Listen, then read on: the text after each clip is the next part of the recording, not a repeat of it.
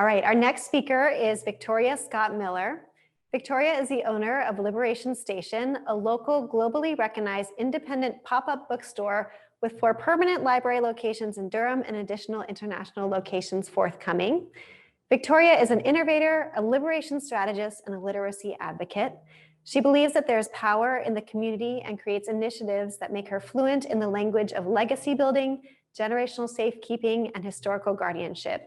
She's been featured in American Way, Oh, the Oprah Magazine, CNN, The Washington Post, Good Morning America, and of course, Walter Magazine, which is how I kind of got to know her through one of our writers, Courtney Napier, when we talked about her last year. So Victoria, I'm looking forward to hearing your speak. Thank you. I just want to say thank you for inviting me here. And more importantly, I am not surprised that all of our messages are in alignment with one another, and I'm excited to be here. I am actually going to start my discussion off with a riddle because I enjoy riddles. And I would like to share a few with you.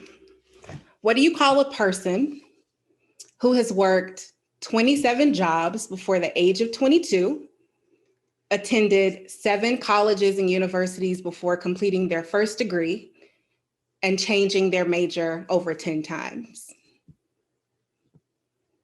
I see faces like surprised. The answer is actually me. Now, I want you to understand that I do not have a fear of commitment at all. I was simply malfunctioning. What were the triggers that would cause error messages and red flags in my internal system? These triggers would look like, you must choose one. No one has ever done that before. You know you have no experience, right? Do you feel you have enough money to start this great adventure?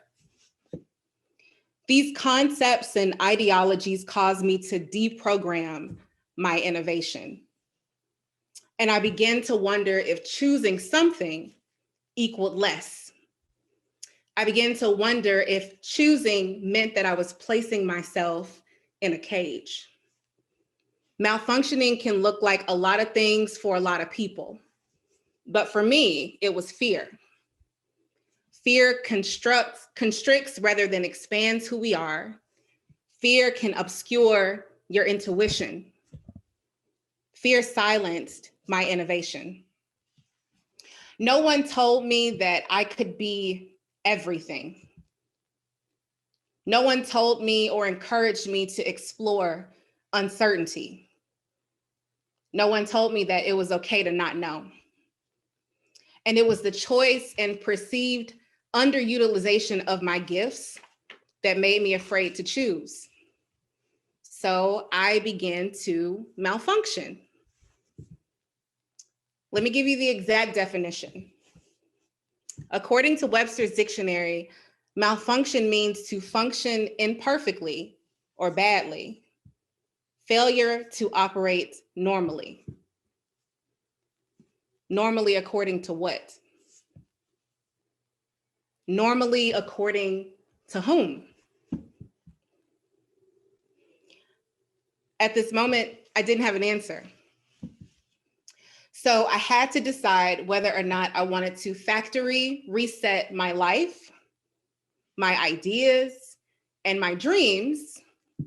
This route ultimately would take me back to a place that would rely on the thoughts and opinions of others, or I could reprogram myself using the knowledge that I've gained to create something new, something that would sustain the hopes and futures of myself and generations to come. So I chose the latter. I chose to reprogram myself, and y'all, I must admit, it was completely one of the most terrifying things that I've done besides give birth to children.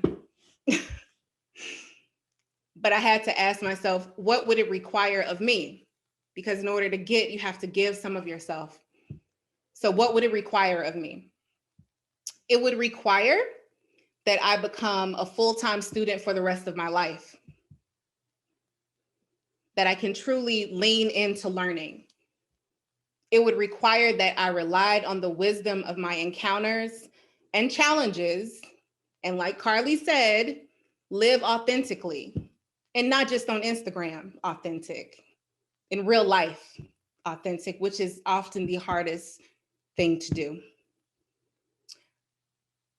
Reprogramming meant that I was not going to arrive at the will and urgency that comes from the demand of others. What did reprogramming require of me? To not just choose one gift, but to step into all of them. To gain wisdom along my experiences and my journey, and to know how to give that wisdom and those lessons that you've learned away. That is how we grow. We grow by giving what we have away, learning generosity in the process. I also learned that I needed to be mature enough to admit when I am wrong and brave enough to be corrected. Reprogramming meant curating my spiritual and mental downloads to reflect not only the life that I desired, but the one that I deserved. It meant creating a playlist that represented freedom, that allowed me to claim my power and my magic, and to cause the pursuit of my purpose to be completely unapologetic. Where there was no path, like many of us, we forge blazing trails. Malfunctioning awakened me to accept that settling was no longer an option for my life, and that becoming and owning myself as a visionary required a temperament of fortitude and patience. You also have to have honest conversations with yourself and trust those around you to hold you accountable for the dreams that you have dared to dream. One of my sheroes and heroes, Nikki Giovanni, she's a poet, and she says, I really don't think life is about I could have been. Life is only about I tried to do. And I don't mind failure, but I can't imagine that I'd forgive myself if I didn't try. I want to encourage you to malfunction. After trying and failing and trying again, I have finally become unleashed. And my hope and my prayer for you all is that you can do the same. Thank you.